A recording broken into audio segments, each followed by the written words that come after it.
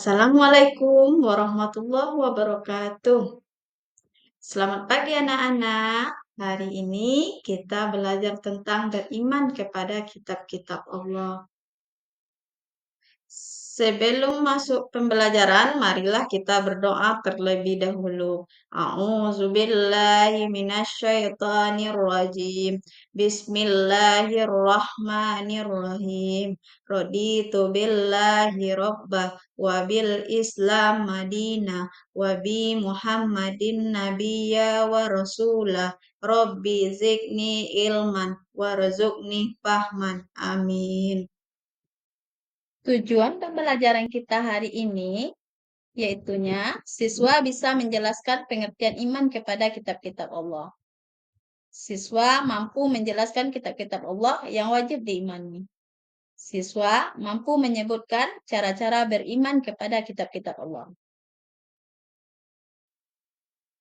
Nah, sebelum masuk ke pengertian beriman kepada kitab-kitab Allah, kita harus tahu dulu pengertian iman. Secara bahasa, iman berasal dari bahasa Arab, yaitu amana yu'minu imanan, yang berarti percaya. Sedangkan menurut istilah, iman berarti membenarkan dengan hati, mengucapkan dengan lidah, dan mengamalkan dengan perbuatan. Selanjutnya pengertian kitab. Secara bahasa, kata kitab berasal dari bahasa Arab, yaitu kitabun, yang berarti buku. Sedangkan secara istilah, kitab Allah adalah kumpulan wahyu Allah yang dibukukan dan disampaikan kepada para rasul untuk disampaikan kepada umatnya.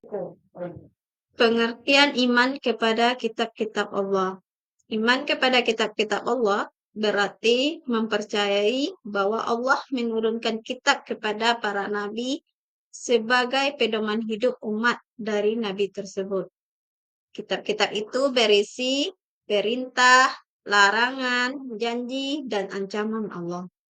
Kitab-kitab tersebut merupakan firman Allah berupa wahyu yang dibukukan.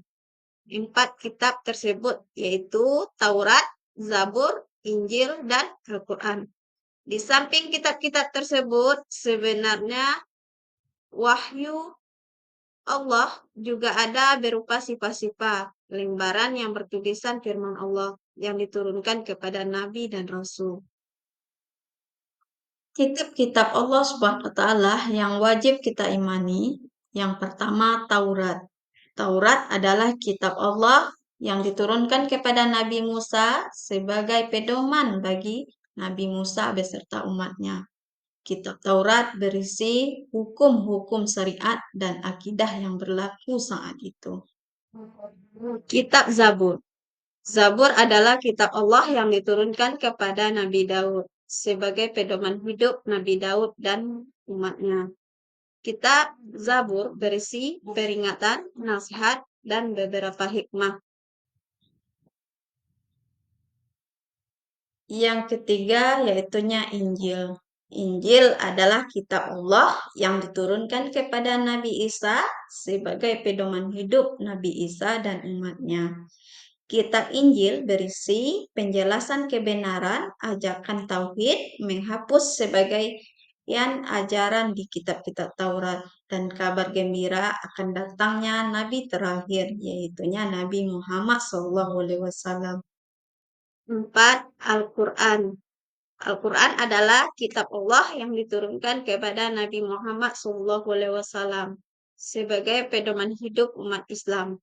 Al-Quran merupakan kitab terakhir yang diturunkan Allah untuk menghapus kitab-kitab terdahulu beserta ajarannya. Nah, anak-anak ibu, mari kita bernyanyi lagu kitab-kitab Allah secara bersama-sama. 1, 2, 3. Kitab-kitab Allah ada 4 macam. Zabur, Taurat, Injil, dan juga Al-Quran. Zabur Nabi Daud, Taurat Nabi Musa, Injil Nabi Isa, Al-Quran Nabi Muhammad. Cara beriman kepada kitab-kitab Allah. 1. Cara beriman kepada kitab-kitab sebelum Al-Quran. Kita harus yakin bahwa Allah menurunkan kitab suci kepada para nabi dan rasul sebelum Nabi Muhammad. Kita meyakini bahwa Taurat, Zabur, dan Injil adalah benar-benar wahyu dari Allah.